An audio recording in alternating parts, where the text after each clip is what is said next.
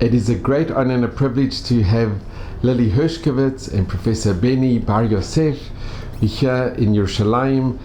And if you could explain, first of all, the connection between both of you and your families, and then Beni, a bit about your family, your illustrious family. Okay, the connection, the formal connection is I don't know, we forgot the formal connection because the informal connection are much stronger. But this is the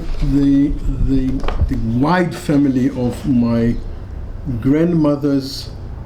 My grandmother's family with all the 11 or 12 sisters and brothers. Now here is my grandmother, and here is my mother, and here is Lili's uncle. So this is the connection.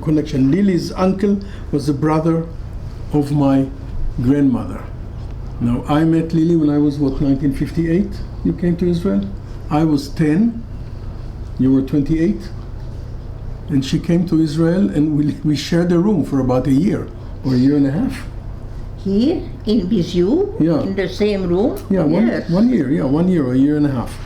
So that's about the connection. Later, Lili's mother came, and we maintained contact for many years, actually until now.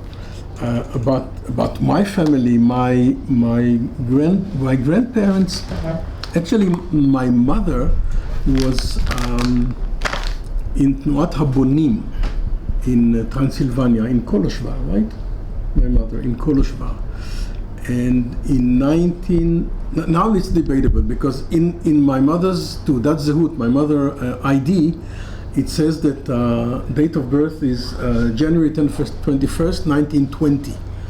And I found a document of a certificate of citizenship of my grandfather, and there it says that my mother was born in 21st of January 1919. So Discrepancy of a year. 1 year. Well, when she died, she was almost 102, so it's only 1%. But still, she was 101 or 102. We don't know. And now the thing is that somebody explained to me why there was why people made themselves older or younger by 1 year. Maybe it had to do with immigrating to. Beni, this is a picture of your. This is my grandmother. This is my grandmother. And we're not sure if she was 101 or 102. When she died, she was 101 in 6 months, and so was my mother. It's genetic with our family. I count on it. The picture is in London. This is in London? Yes. When she was 99, we lived in London for several years, and when she was 99, she came with my parents to London for about 3 or 4 months. So this is when the photograph was taken. My mother went to Israel in 19. Ask Remy. Okay, there are some discrepancies, but minor. Like my mother said to me all the time that she came to Israel in 1938. I found the certificate, her certificate. It's not 1938, it's January 1939. So she probably left around end of 1938, beginning. This is the diary? Yeah. Does it say when she came to Israel? Also, already before, I think she started it. And where was your mother born? She was born in Transylvania. Now she was in Tnuat Habonim, and they decided to. Where does it begin? Here, no, here, right? But I can't read it, obviously. Now the thing is that she came to Israel in the beginning and she came as a student. I think she had a certificate. Yeah, but she had a student certificate, and she came to the Hebrew U. She already spoke Hebrew, and she came to the Hebrew U, and she studied, I think, Hebrew grammar and balshanut. Let's say balshanut. How do you say balshanut in Hebrew, Lili? In English? What? Balshanut. Balshanut. Yeah. I don't know. Anyway, Hebrew grammar, Literature. and anything. No, it's not literature, but history or something. Grammar. She had the opportunity to study with Professor Hugo Bergman, and then at the 1940, her group came from Transylvania to Israel, and she left the university and joined them. So she had one year in the university. She joined. They were in Kibbutz Afikim for Hachshara, and then they moved to Chatzar Kinneret. You know, the place next to Yavnel. I was born in Chatzar Kinneret. Well, practically I was born in Tiveria in Schweitzer Hospital, but basically Kibbutz Magan was still in Chatzar Kinneret. I was born in 1948, and then the war broke, and all the children and women were evacuated to Haifa. And then after the war, the Kibbutz Magan went to their existing place, just on the other side of the main road, and a little bit to the east, in the place they are today. And we left the kibbutz in 1940. Her brother came as an illegal immigrant. Because it was under the British mandate. Yeah. But my mother had a certificate as a student, and her brother didn't have a certificate, so he came illegally. He was later killed in 1948 here in Jerusalem, in Malcha. In Malcha. I had one son, and my parents had one son, so my grandparents have two grandchildren, myself and Ron, my cousin. Then after my uncle was killed, but at the end of the war, he was killed in Malcha. For many years I didn't know how he was killed.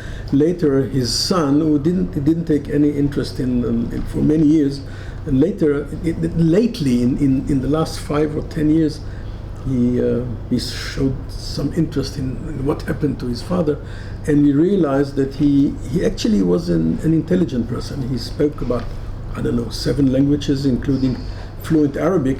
So he was actually an intelligence person, but he volunteered. He wanted to be a fighter. So and he was in the Battle of Malcha. He was wounded by artillery. In 1985. What? 1918. 48. 48. It's okay, so this is after she came to Israel. It all started in 1948. And Beni, what happened to your mother's parents? Did they stay behind? Or? They came in 1940. Interesting. They realized, mainly my grandmother. She realized what's going on. Actually, they moved further to the east in Romania, because the Germans didn't enter Romania, but the Hungarian did. So they went further east, and my grandmother actually sent her son illegally to Israel because she realized what's going on. The family mythology says that she went to all the relatives and tried to convince them to send the children to Israel, and most of them didn't really took to it, and some of the children were taken to Auschwitz, and most of the parents. My mother's grandfather died of natural causes, but my mother's grandmother was taken to Auschwitz. Now my parents, on 1940, they took a train to Haleb, which is in Iraq, I think. In Syria. Syria. And then from Haleb they took a bus to Jerusalem. And they lived in Jerusalem. They lived in Jerusalem from 1940-41. There was a Jewish community in Haleb. I didn't know that.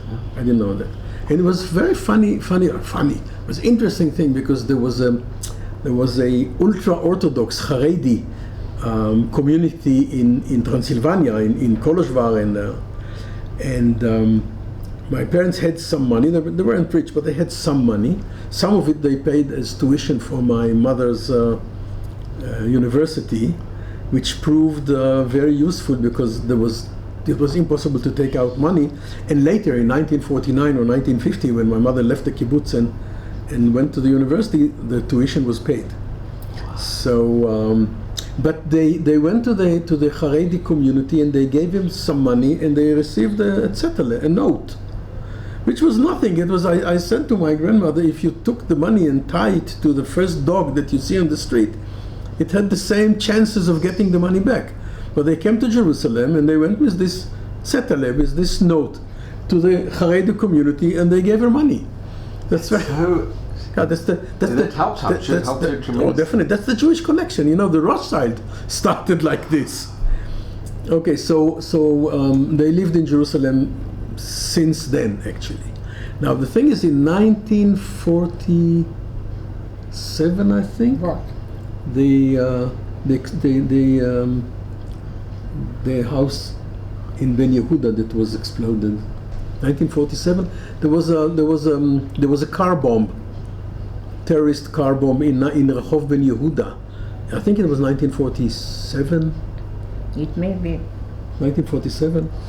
And their house got, it's funny, funny, not very funny, but interesting. There were two houses collapsed, and the third house, the first 3 floors collapsed, but the house remained standing. They lived in the 4th floor. And then they moved to Rehov Arav Berlin, where they lived until they both died at a very old age. My grandmother was 97, I think. Yes, Nando. Pardon? Nando died at 97, right? And he was 97 years old, right? Yes. And my grandmother lived to be 101 and they lived 7 on months. Rehov Berlin. In Rehov Berlin, yes. And my older daughter now lives in their apartment. So there's a Miriam Falk. Yes. Miriam Falk I know very well, who lives in Rehov Berlin. Ah. And she's in her 90s. Yes, so maybe it's the street. That is the street. Maybe it's the It's street. same street. I should move there. Oh, you should meet. Wow. Yeah, because my mother, who lived opposite the street, also lived to be 101 in several months. It must be. And must Miriam be the is street. Karen Hora in her early 90s. Well, early 90s is not much for us.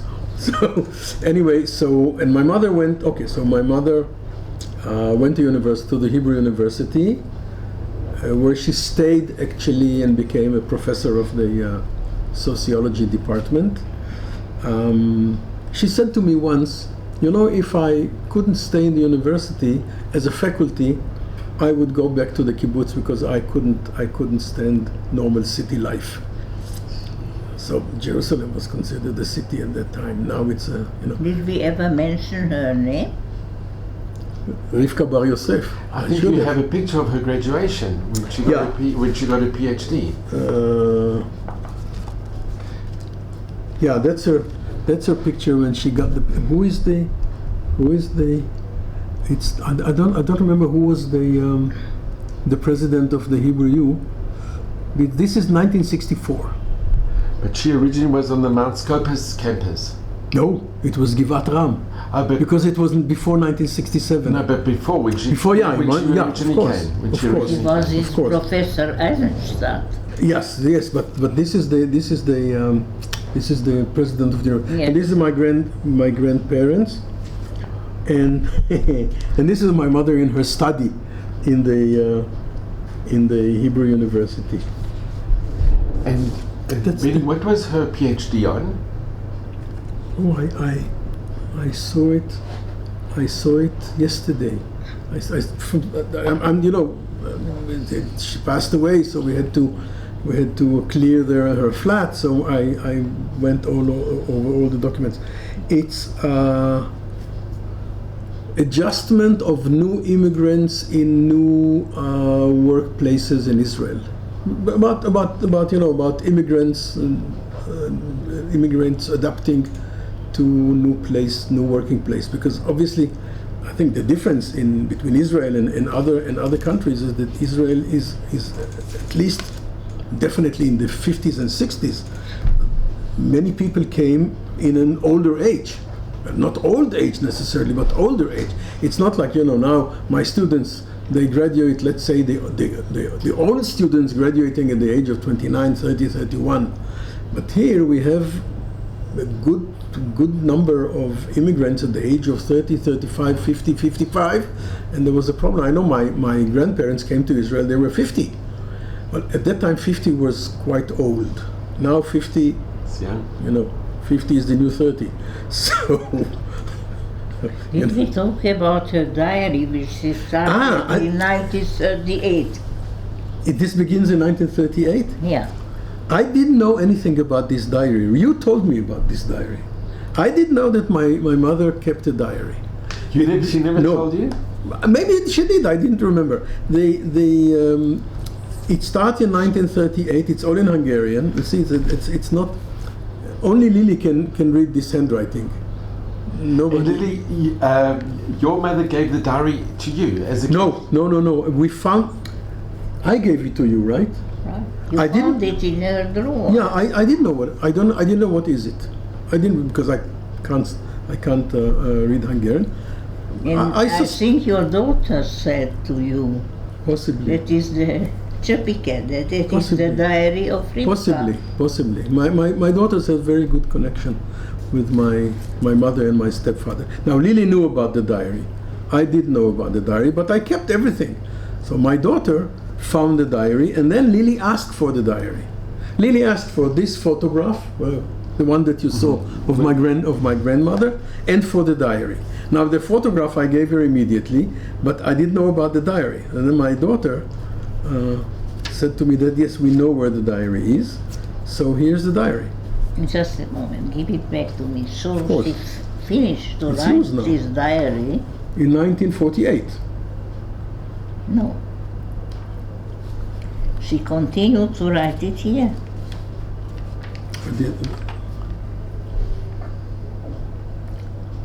It started, you see, 1938, Finished it, 1948. yeah. Okay, So it was for September. 10 years. 10 years. So this diary should be published.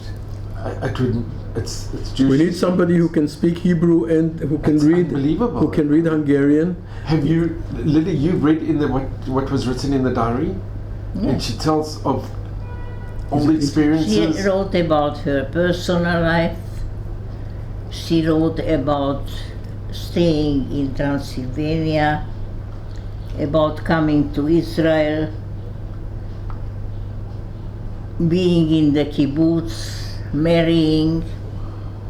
Getting divorced? No, this was before the divorce, right? Pardon? This was before she got divorced. Because it's till 48, it's till 90. Yeah, 48. And you were born in 48. just 48, I'm before beginning, independence. January, 5th of January. But it would be so important to Yes, it is. publish it or to... At least to know what's going on. You have the original documents of what happened at with the Shoah and with the No, this is establishment. This of is the after state. the Shoah. She started in 38, Yes, but she was here. but still, maybe Yeah. the connection and Yeah, we should. it's so important. Yeah, we should find someone. You know what we'll do? Maybe What will they do? we'll find somebody to translate it, either to Hebrew or to English. That Or would be both. nice. To do both. It's Well, so- if you do one, you can do the other very easily. And Lili, you mentioned about your mother that she was sent after the war to Italy. There were two groups.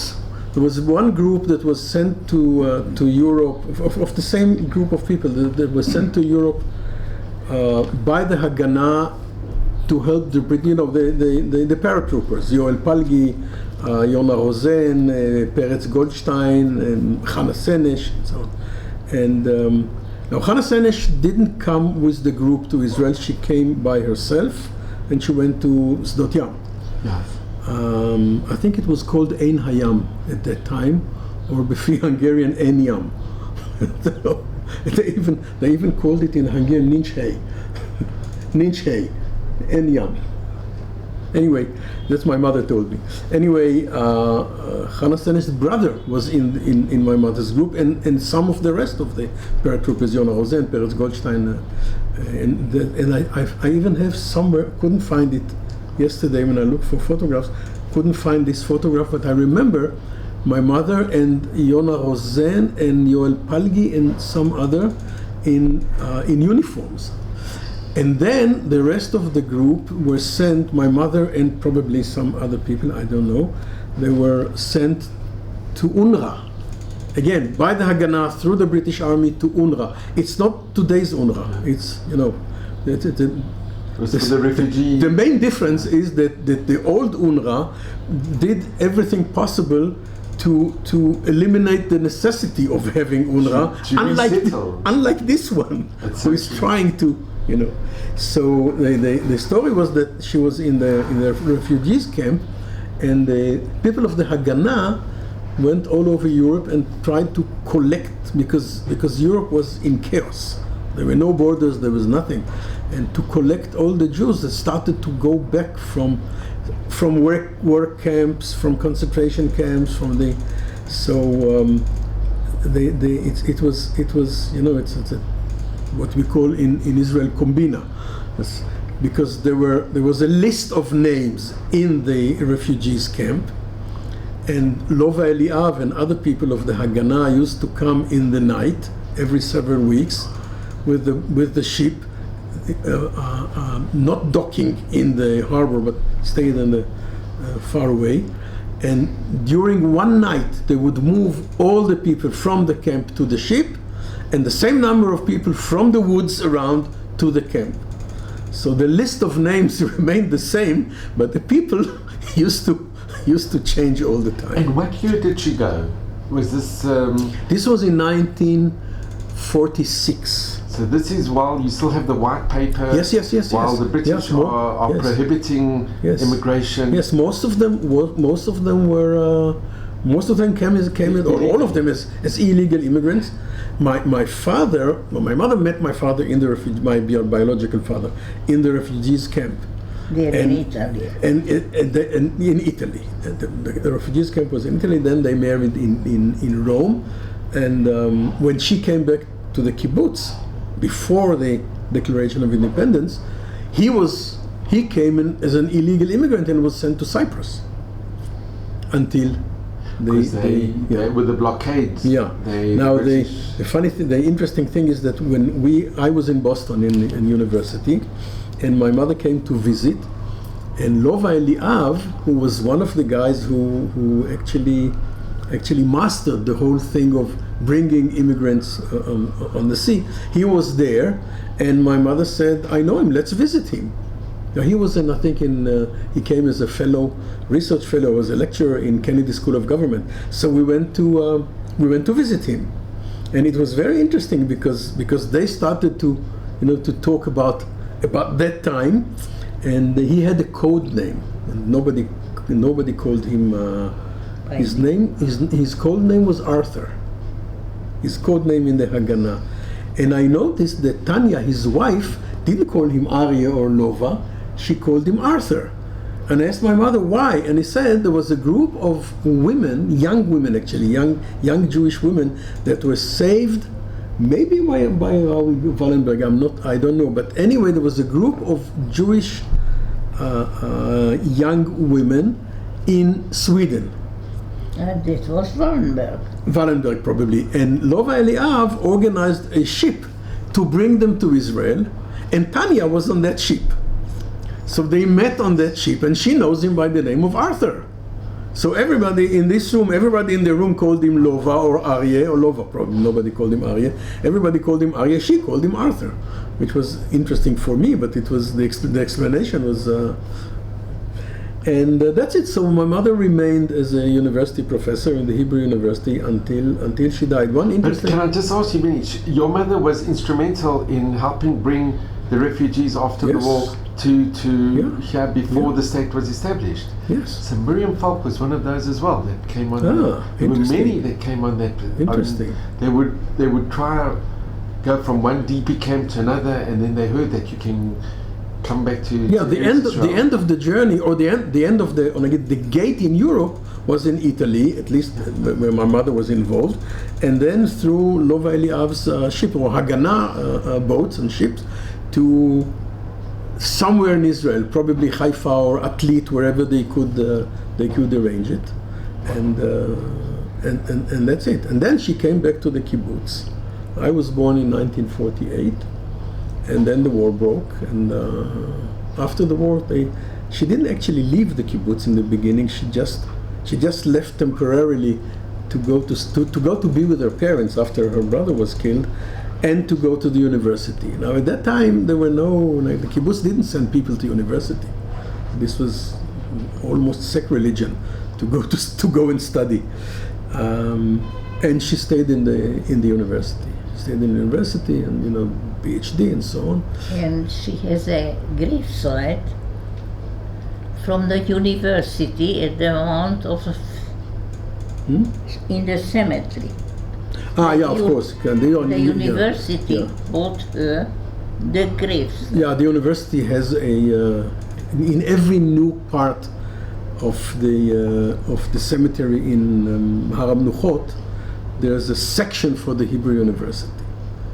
So she's buried there. So it's not a unique section of the Hebrew University. Mm-hmm. It's in every section that they open. Yeah. They have a section of the Hebrew University, and she's buried there. Beni, you have beautiful pictures of your mother. We have also a plate. This is I think I showed it already. This is I think this is professionally taken from some brochure of the Hebrew University. In 49. No, this is No, it's 4449. It's no. This is. I don't know. She was probably 40 years old, not more. I don't know. You never know nowadays. And this is a more recent photograph. It's not a typical photograph. I don't remember her like this. But this is a nice. It's the quality is not as good. It's my mother and my grandmother. I have a. It's a beautiful picture. It's a beautiful picture. Yeah, the quality is not. And they were very close, your mother and your grandmother. Yes, at least. Yeah, definitely. We lived together for a while until the economic situation. I'm looking here to see.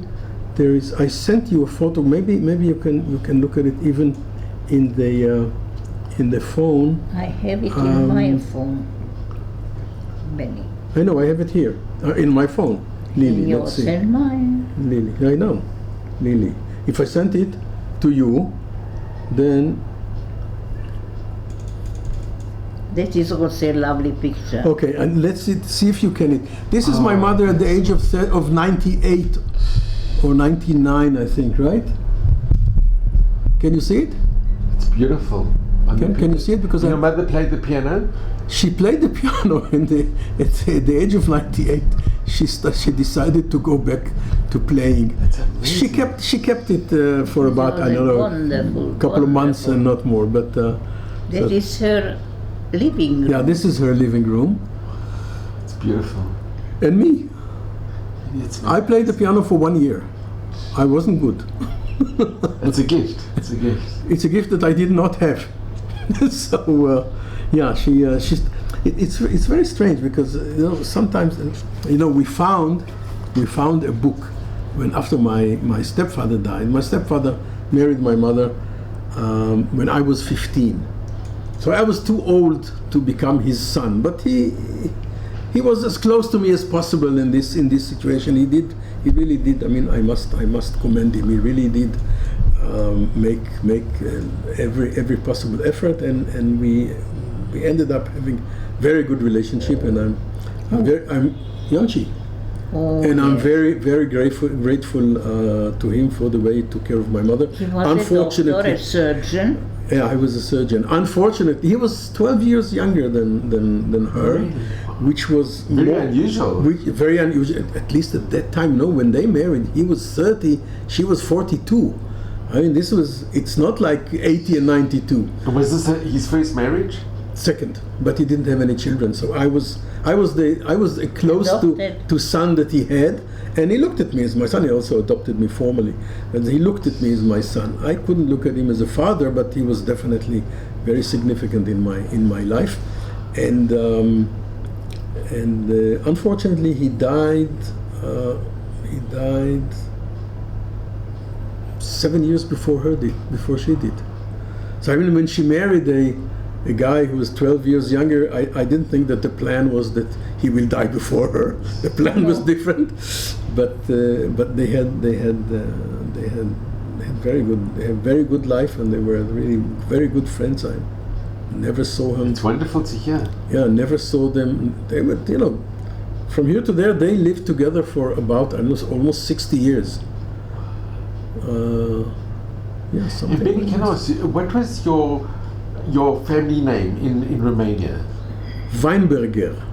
The My dynasty Weinberger, the grandmother My grandmother was Fischer.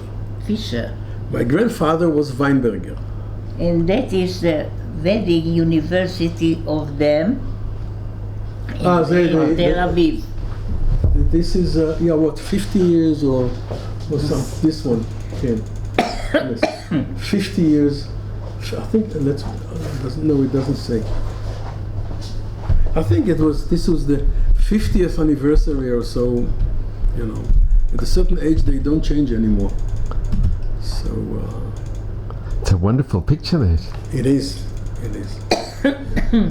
They were very special people, not only to me. And Lili, you had a personal, a very close connection. You remained very close. Yeah.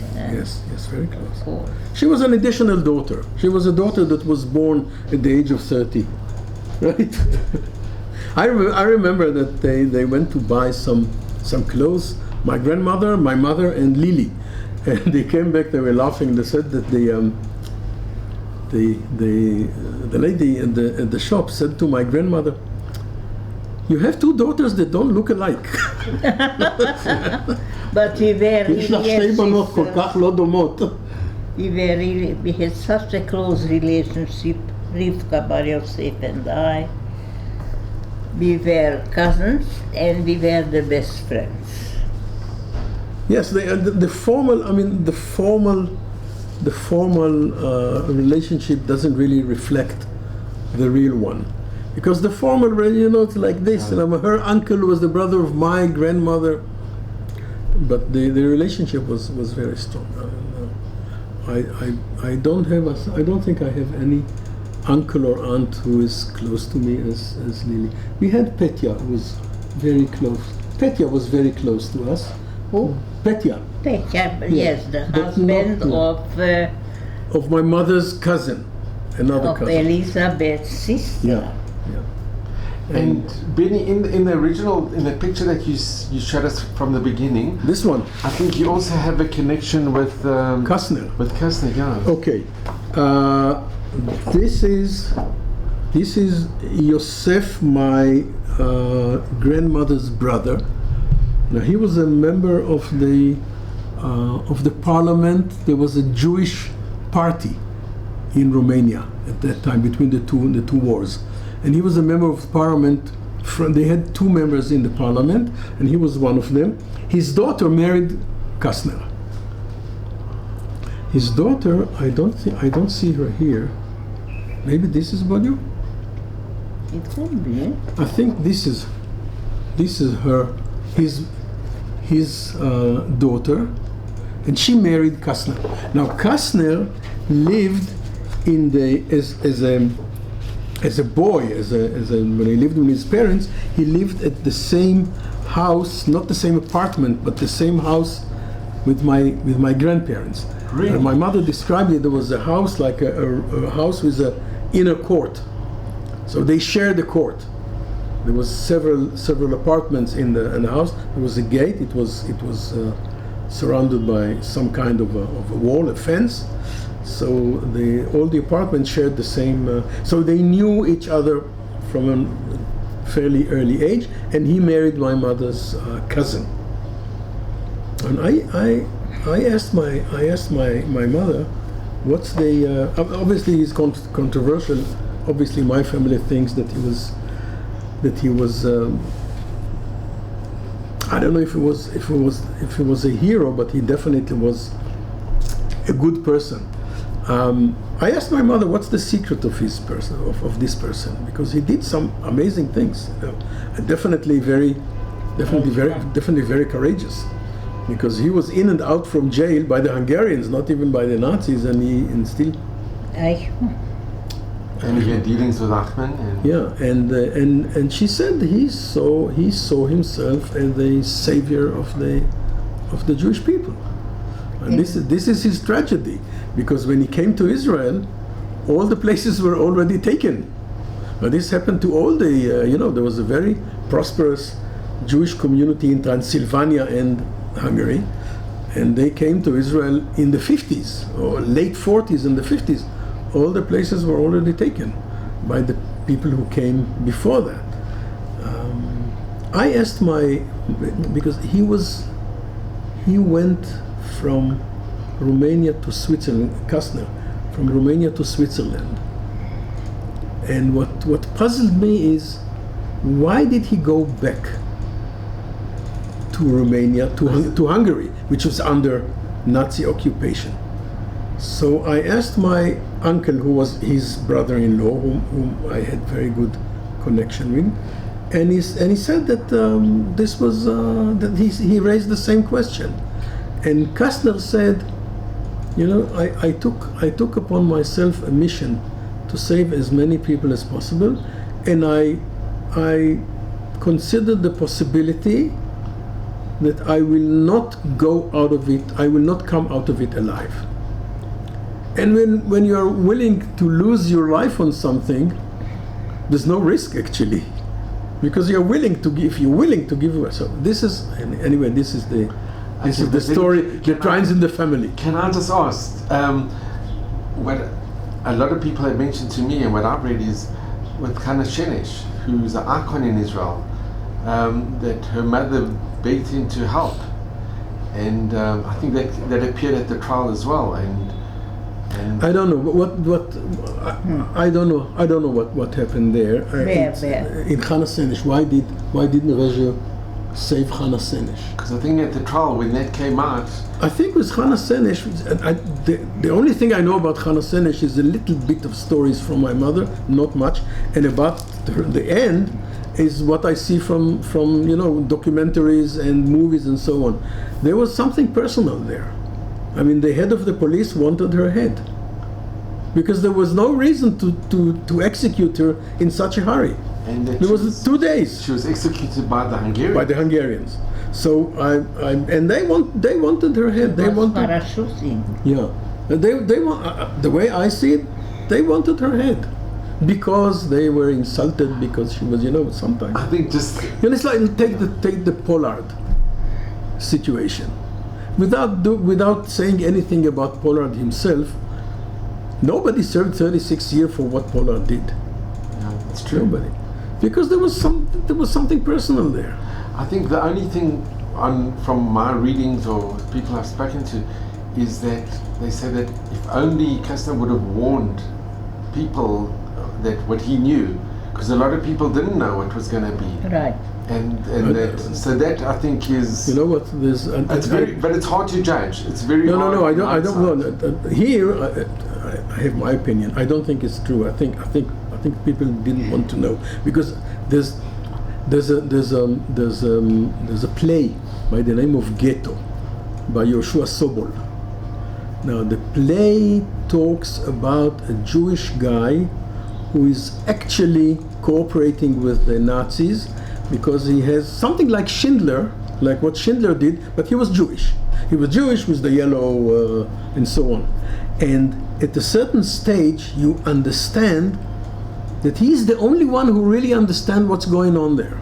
He's the only one, and he's in the play Ghetto, and he's the only one who knows that every day that he manages to keep this group of people, less people will be exterminated, because the end is near.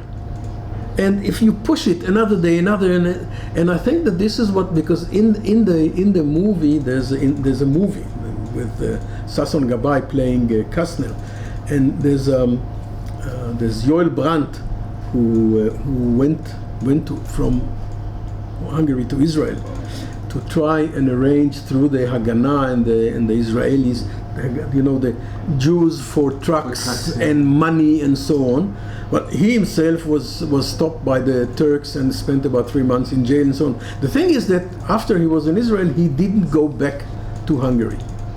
And at least in the movie, Kastner says to him, "You didn't come back. Why didn't you come back?" And he said, "I didn't come back because I had nothing to give you." And Kastner says, "It doesn't matter, because even if you came back and we could cheat the Germans, and we would hold them for another day, 2, 3, 4 days, at the end it will save so many Jews."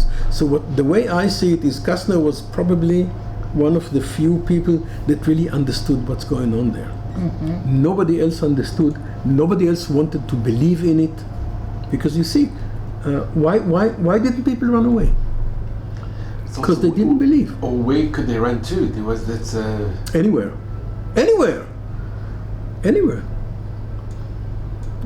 In the woods, even to die. Anywhere. So I know that I think in a different way, because I think as an Israeli and so on. I don't judge. But this is supporting the idea that people, even people that knew, they didn't really believe. Because, like, if you watch the movie Schindler's List, and I think Spielberg did a good job. It at least makes the impression of being quite authentic. It's very authentic. You see that people are happy that they were not selected to. Really? So they knew what's going on there. Why Really? Why didn't they run away? It's a good Huh? question. Yeah. Okay. Because they didn't. Beni, can I ask, have you been back to Romania? I was in Romania in a delegation of the college, but not in the part that my family did. I did go to Budapest because I still have a cousin there, remote cousin there. But no, I did. I went to Romania, but to the other side of Romania. Had nothing to do with my sources. No, I didn't. It somehow doesn't interest me. Mm. But about the Shoah, have you spoken to your children or your? Well, they don't need to, because first of all, my grandparents were talking about. Well, they didn't experience the Shoah, but they lost some of their family. But they study in school so much about it. And they do the Shorashim, the roots. They do the roots.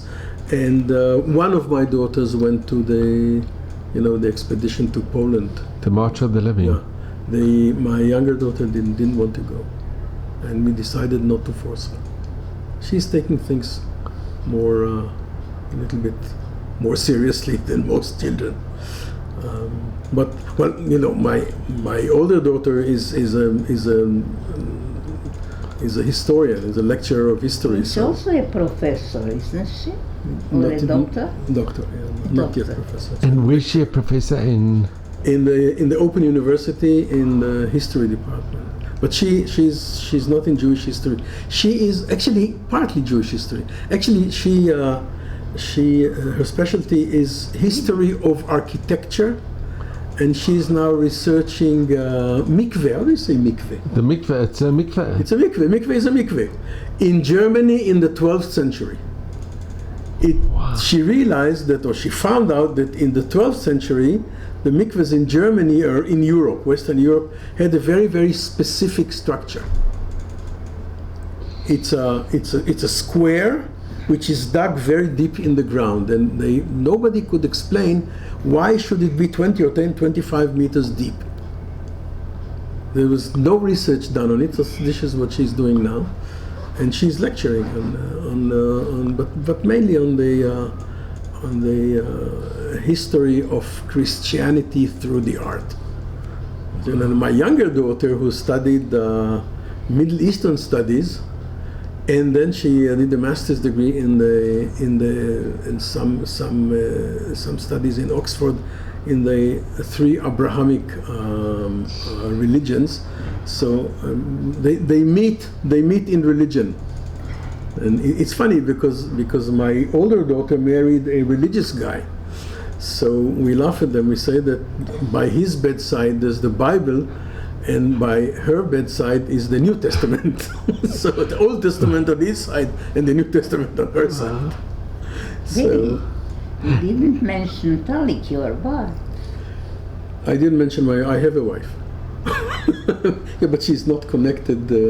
Well, She's connected to you. she's connected to me. She was connected to my mother. She was especially connected to my grandmother, and she's a psychologist. But she doesn't. But she has also a very interesting life and job.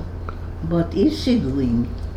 Well, she's an expert in Gestalt therapy, and which is basically for the last, I would say, 20 years, she's an organizational consultant.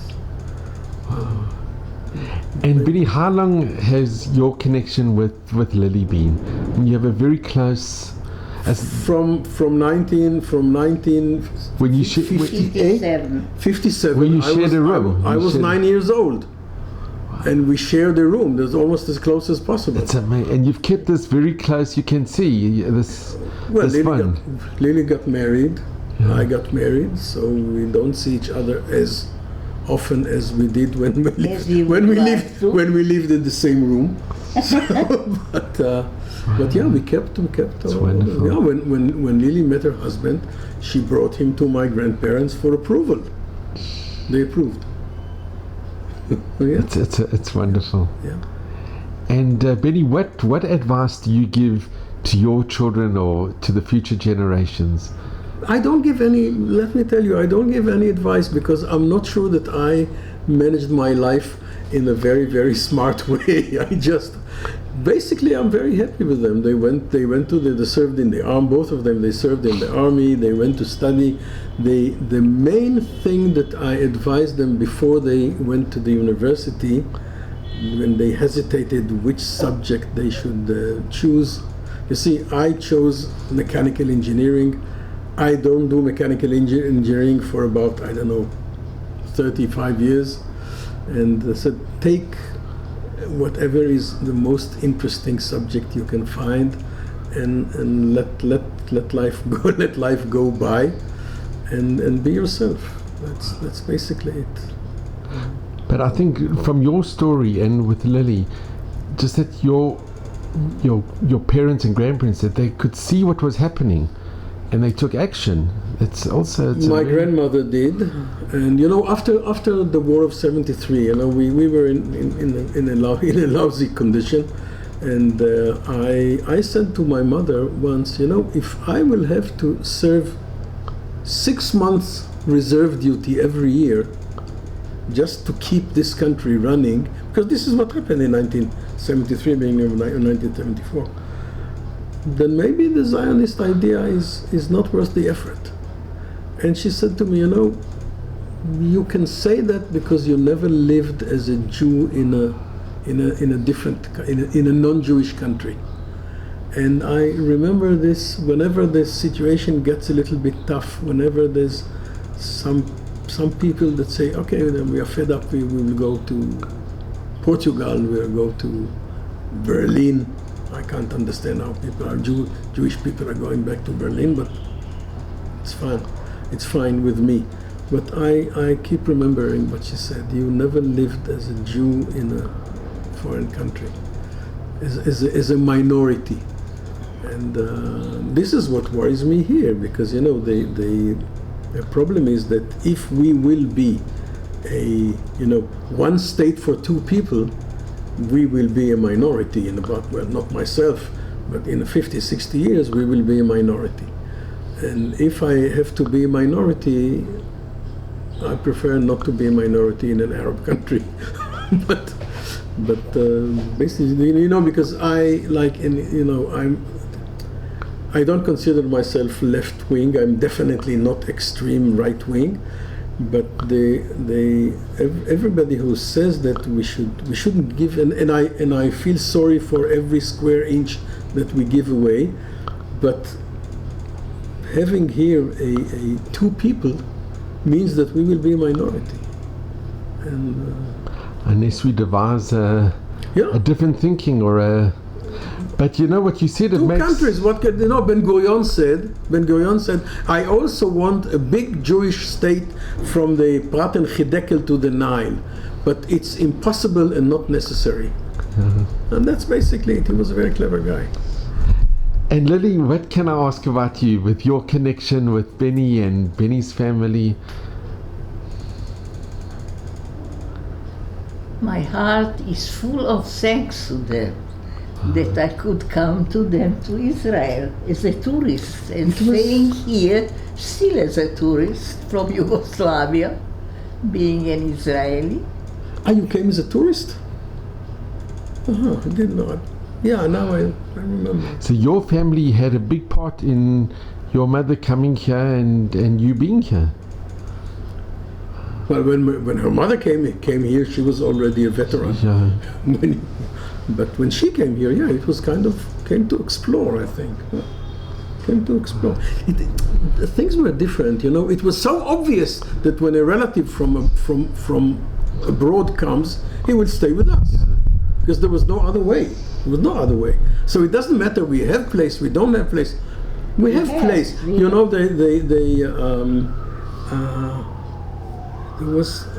was a play. It wasn't Death of a Salesman. It was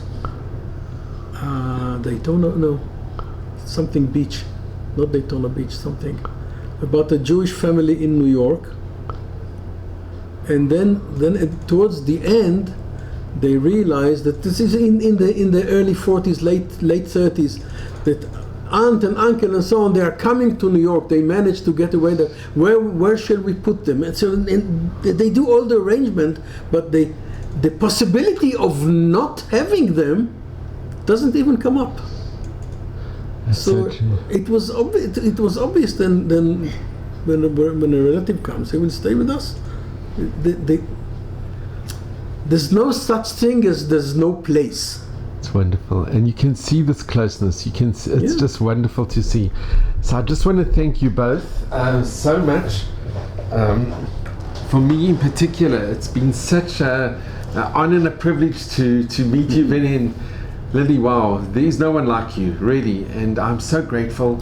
Probably some like us. No, And you are we are unique. grateful to you. You are so unique. It's very nice that you're But, documenting it, because otherwise most of the stories will vanish, will disappear. But look, to have the original diary, This is I something. mean, this is we're touching history. Yeah. We're actually touching history, and to hear it from the descendants, it's just unbelievable. Yeah. So I really want to thank you both. You should just keep this beautiful connection that you have, this closeness, in good health, and only Mazel and Bracha. Thank you. Thank you. And thank you. There's more space for many years. Really, you can continue your legacy. It's You wonderful. can continue it. So thank you so much. Yes. Really, I'm so I extremely thank you. grateful. The present seems so dull compared to the past, you know. But I just want to end off something amazing. There was a very close friend of mine, a survivor, and he once wrote for Hisha Amda, and he said, if only we had our country 10 years before. Oh yeah. He said, my mother and my brother wouldn't have been murdered. Probably. And I think we always have to have that in the back of our minds, that thank God we've got our own country. We don't have to rely. We've got a place of refuge. Yeah, it's a place of refuge. You're Tell right. me, It's a pity, but that's where that's are what it is. you in the picture? Why are you doing that? To meet people like you both, It's interesting. it's But- the most interesting and the most valuable. A second. Who is financing your program? No, it's From voluntary. your pocket? There's nothing to finance. Of course. Lili, there's you nothing have to the- finance. It's to meet you. It's invaluable. It's invaluable meeting But you, and listen, what you got. it's all good, Lili. Just in Mazel Bracha and just good health, and it's so wonderful to see you and to meet you, Beni. And I'm so glad that you can see this. I It's enjoyed yours. it immensely.